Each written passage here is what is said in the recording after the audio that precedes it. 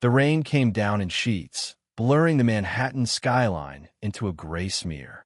My cheap umbrella had snapped 3 blocks ago, and now, with my suit soaked and my heart pounding, I was late for the interview that could rewrite my future.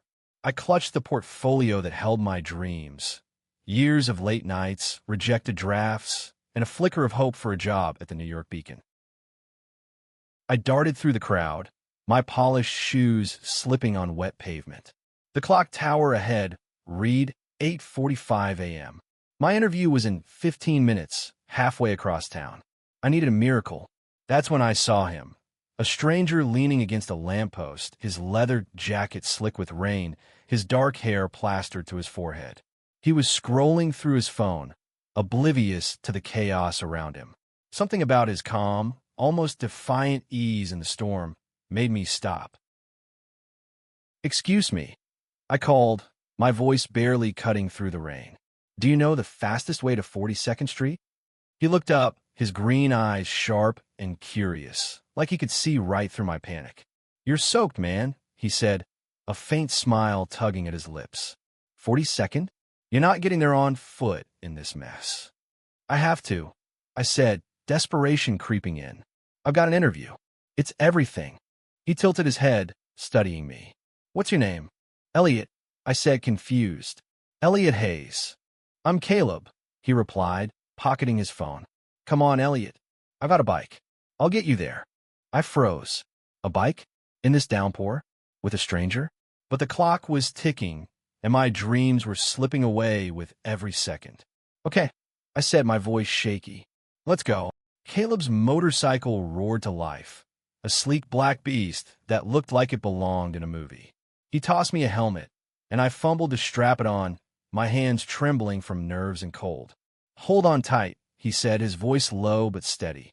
I climbed on behind him, my arms wrapping around his waist, the leather of his jacket cool against my skin. The engine growled, and we shot into the rain-soaked streets, weaving through traffic with a precision that felt reckless yet controlled. The city blurred past, neon signs, honking cabs, pedestrians huddling under awnings. My heart raced, not just from the speed, but from the strange intimacy of holding onto this stranger, his body warm and solid against mine. I didn't have time to process it. All I could think about was the interview, the job, the life I'd been chasing since I was a kid in a small Ohio town, scribbling stories in a notebook while my parents fought downstairs. "You a writer or something?" Caleb shouted over the engine's roar, as if reading my thoughts. "Yeah," I yelled back, trying to be cool, he said, and I could hear the grin in his voice. "You'll make it. You got that look." "What look?" "The one that says you're too stubborn to quit." I laughed despite myself, the sound swallowed by the wind. For the first time that morning, I felt a spark of something other than panic, something like hope. We hit a red light near Times Square, the rain easing slightly. Caleb turned his head, his profile sharp against the glowing billboards. "What's the job?" "Junior editor at the Beacon," I said, my voice steadier now. "It's my shot so I don't know. Prove I'm not just some kid with a dream." He nodded, like he understood more than I'd said. "You'll kill it, Elliot. Just don't let them see you're scared." The light turned green, and we surged forward again. I tightened my grip, my chest pressed against his back, and for a moment, I let myself notice the way his muscles moved under the leather, the way his confidence seemed to anchor me. It was absurd. Here I was clinging to a stranger, racing toward the most important moment of my life, and yet part of me was caught up in him. We pulled up at the Beacon building with 3 minutes to spare. I slid off the bike, my legs shaky, and handed Caleb the helmet. "Thank you," I said, the words feeling too small for what he'd done. "I owe you." He grinned, wiping rain from his face. "Buy me a coffee sometime." "That's enough."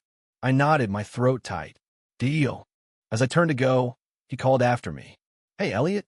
"Yeah." "Don't hide who you are in there. They'll love you for it." I didn't know what he meant, but his words stuck with me as I rushed into the glass-walled lobby, my reflection a sodden mess. I straightened my tie, smoothed my hair, and stepped into the elevator, my heart pounding for reasons I couldn't quite name. The interview went better than I'd dared hope. The editor-in-chief, a sharp woman named Clara Voss, seemed impressed by my portfolio, even if she raised an eyebrow at my drenched appearance. "You've got grit," she said, leaning back in her chair. "Not many people would make it here in this storm." I smiled, thinking of Caleb. I had help. She asked me about my stories, my vision, my reasons for wanting the job. I poured my heart out, talking about the power of words to change minds, to give voice to the voiceless. I didn't tell her about the nights I'd spent wondering if I was enough, if a gay kid from nowhere could ever make it in a city like this. But I felt it burning in my chest, and maybe she saw it too.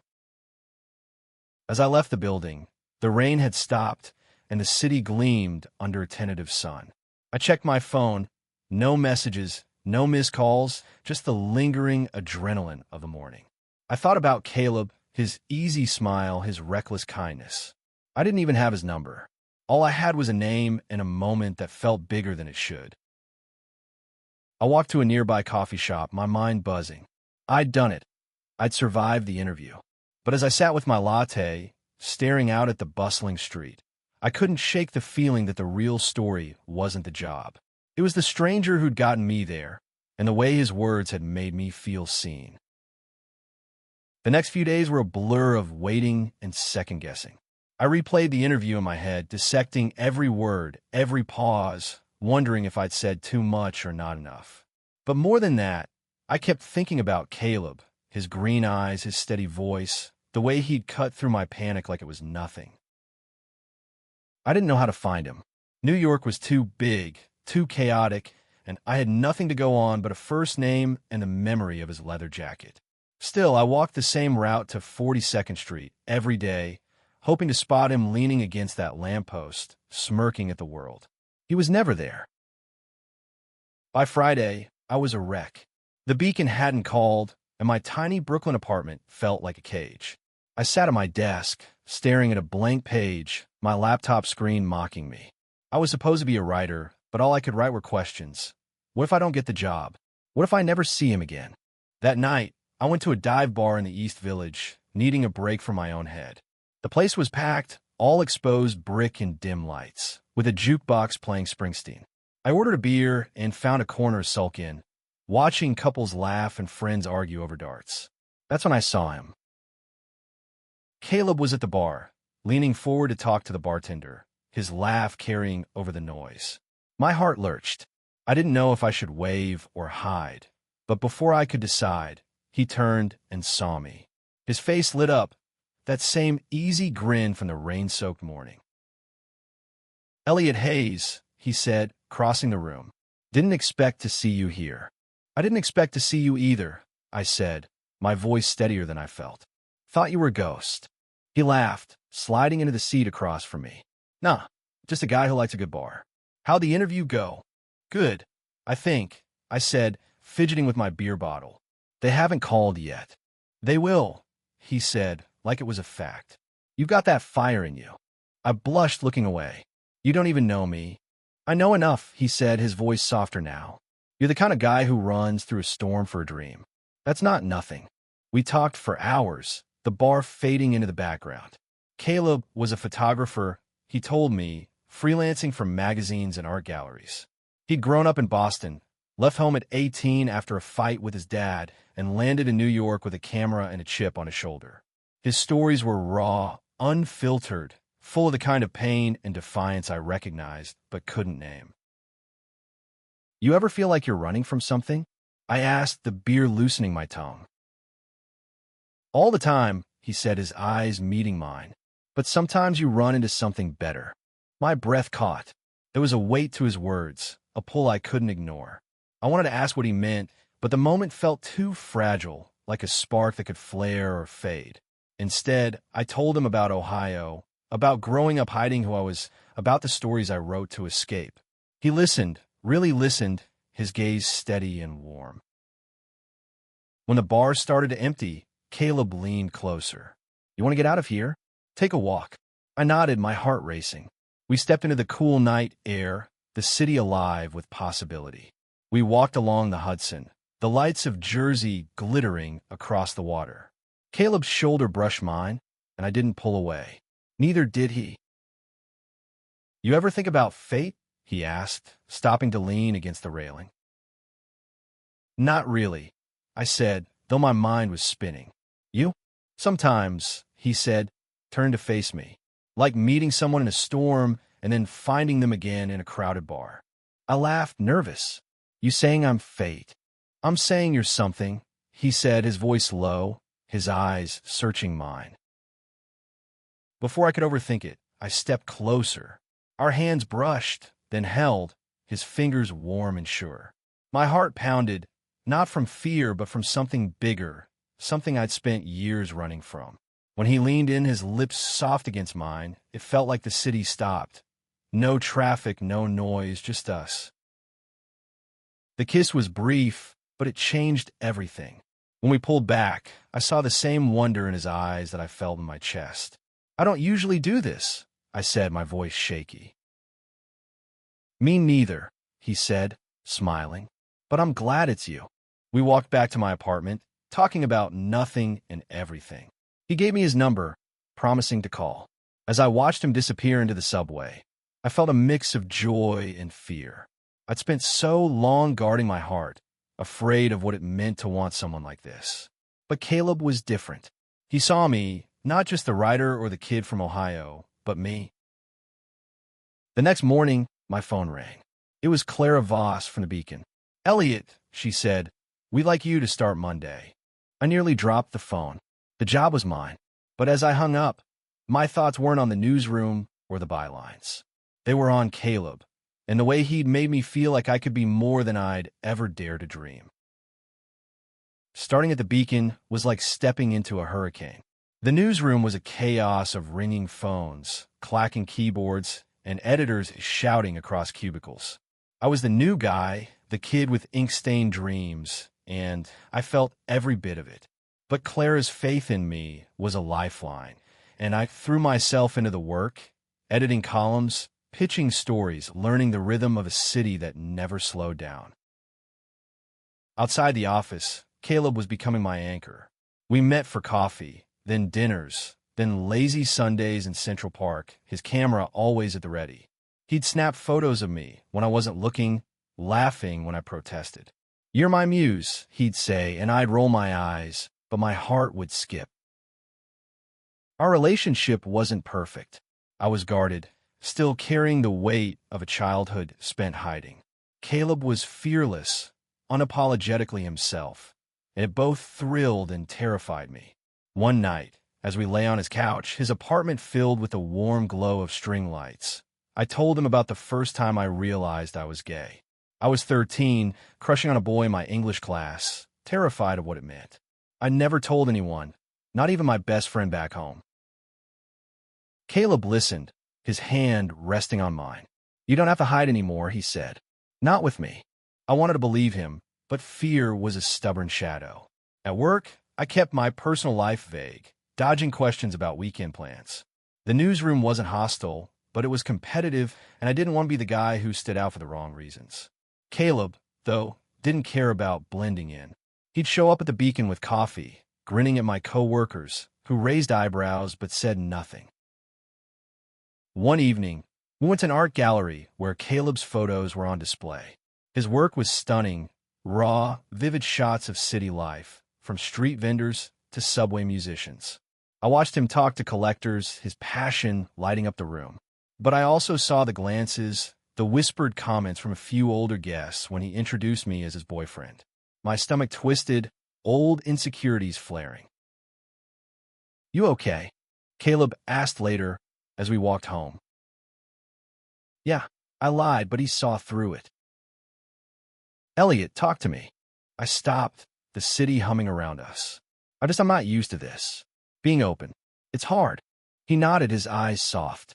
"I get it, but you don't have to do it alone." His words stayed with me, but so did the doubt. At work, I was killing it. My first edited piece had made the front page, and Clara hinted at a promotion. But the more I succeeded, the more I felt the pressure to keep my private life private.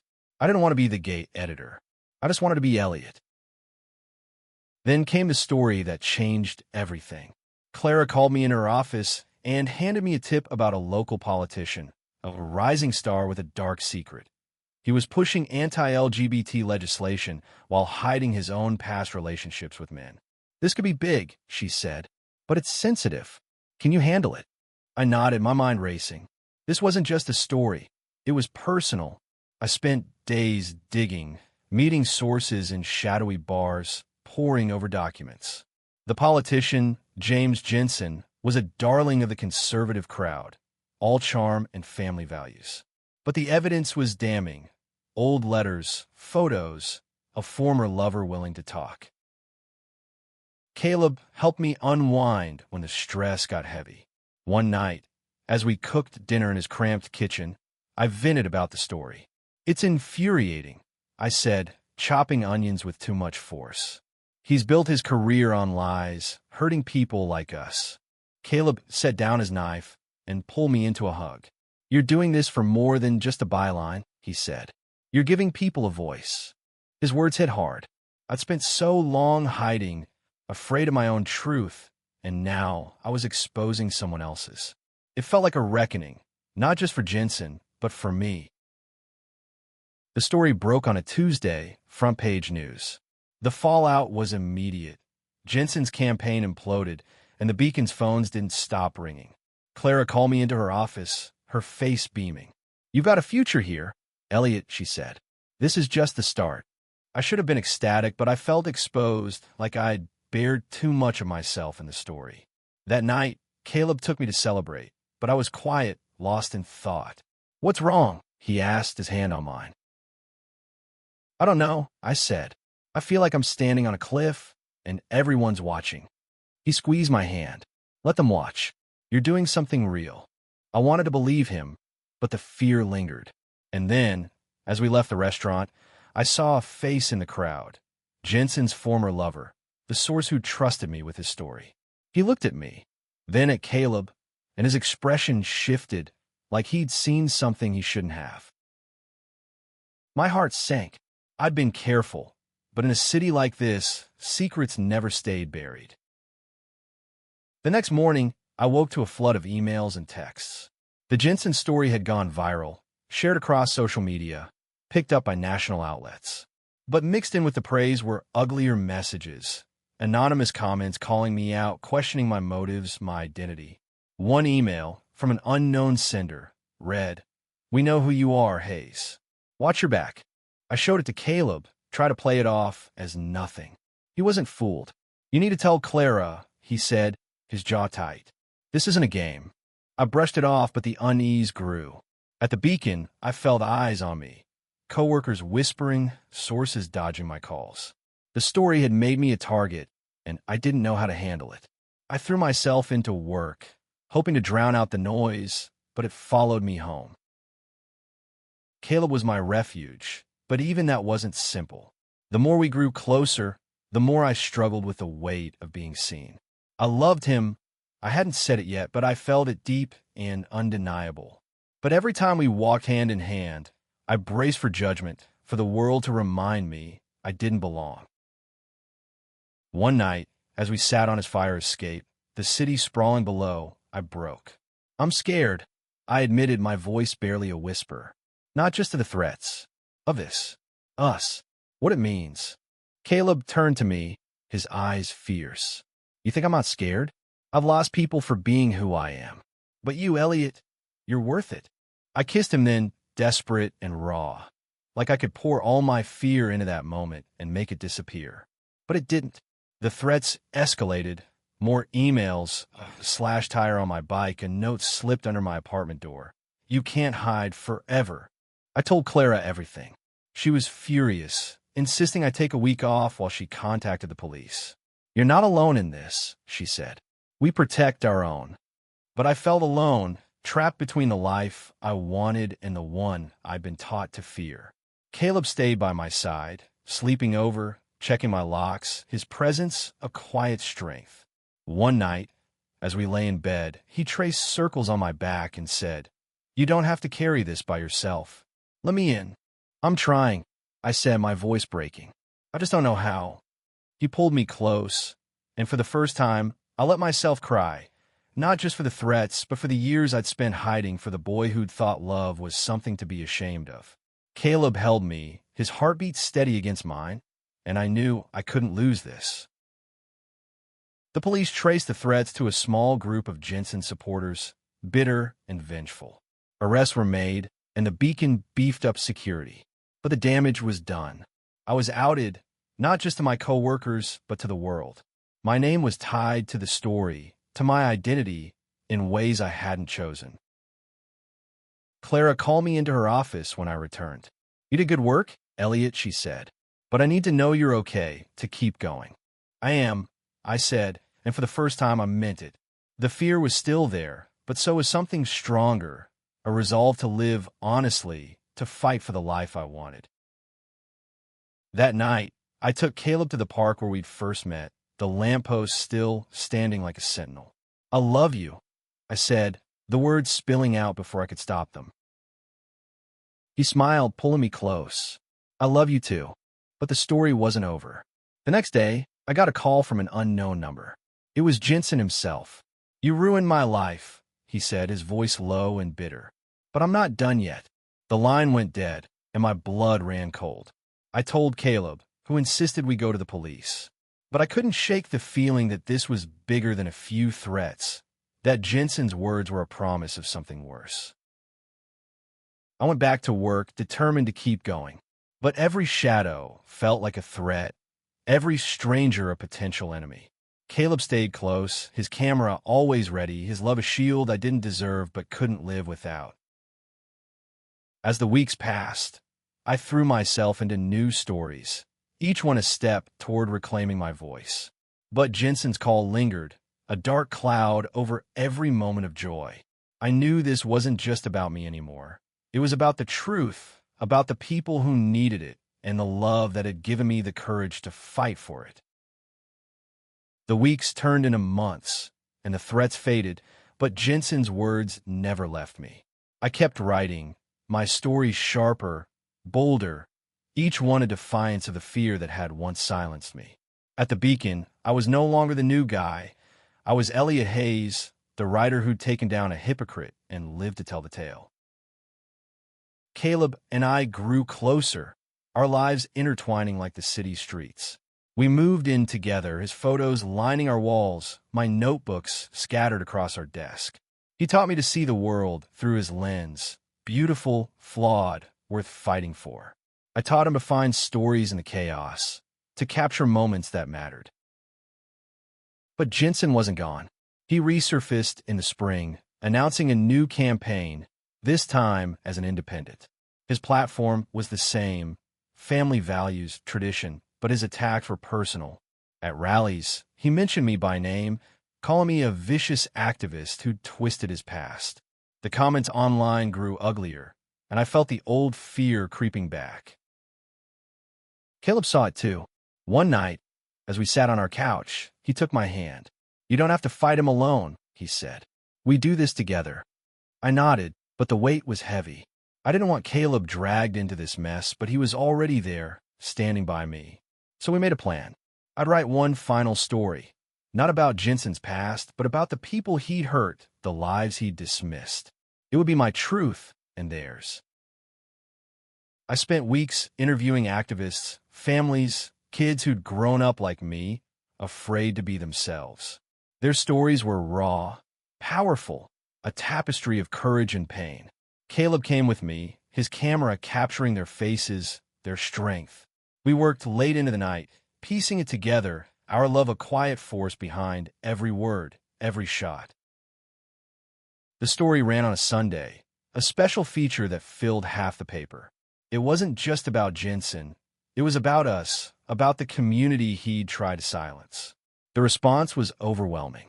Letters poured in, from readers who saw themselves in those pages, from parents who wanted to do better, from kids who felt less alone. Jensen's campaign faltered, his rhetoric drowned out by the voices we'd amplified. He faded from the headlines, a footnote in a bigger story. But for me, the victory wasn't just in his defeat. It was in the life I'd built, the love I'd found, the truth I'd learned to tell. One evening, as Caleb and I walked through Central Park, the air warm with spring, I stopped under a blooming cherry tree. "I wouldn't be here without you," I said, my voice thick. "That day in the rain, you didn't just get me to an interview. You changed my life." He smiled, his eyes bright. "You changed mine too." We stood there, the city alive around us, and I felt it, the weight of fear lifting, replaced by something stronger. Love, yes, but also purpose. I'd come to New York chasing a job, but I'd found so much more: a home, a voice, a man who saw me and stayed. As we kissed under the cherry blossoms, I thought about that rainy morning, about the stranger who'd offered more than help. Caleb wasn't a stranger anymore. He was my partner, my muse, my reason to keep going. And in a world that tried to tear us down, we'd built something unbreakable. The story wasn't over. Not for us, not for the people we'd given a voice. But as I held Caleb's hand, the city stretching out before us, I knew we'd face whatever came next. Together.